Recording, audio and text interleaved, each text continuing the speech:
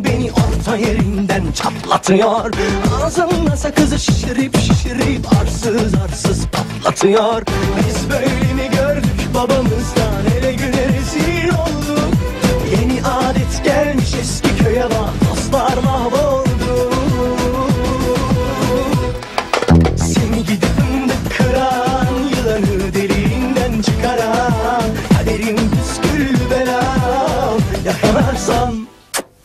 Seni gidip fındık kıran, yılanı deliğinden çıkaran, kaderim püskül belam yakalarsam.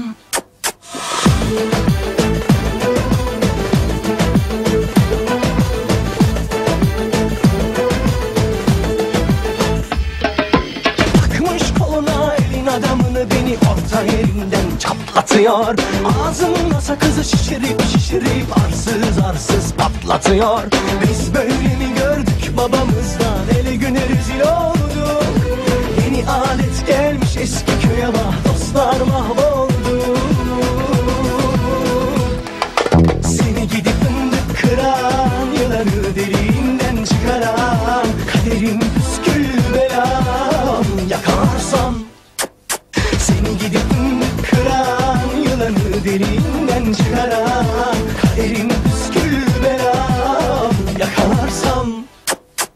Ocağına düştüm yavru, kucağına düştüm yavru, sıcağına düştüm yavru, el aman. Ocağına düştüm yavru, kucağına düştüm yavru, sıcağına düştüm yavru, el aman.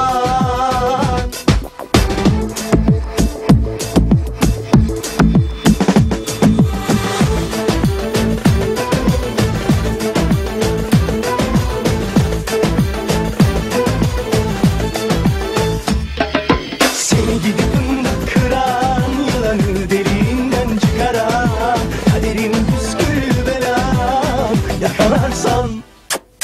Seni gidip fındık kıran, yılanı deliğinden çıkaran, kaderim püskül belam yakalarsam.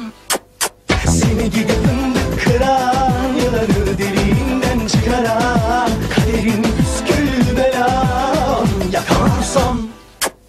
Seni gidip fındık kıran, yılanı deliğinden çıkaran, kaderim püskül belam yakalarsam.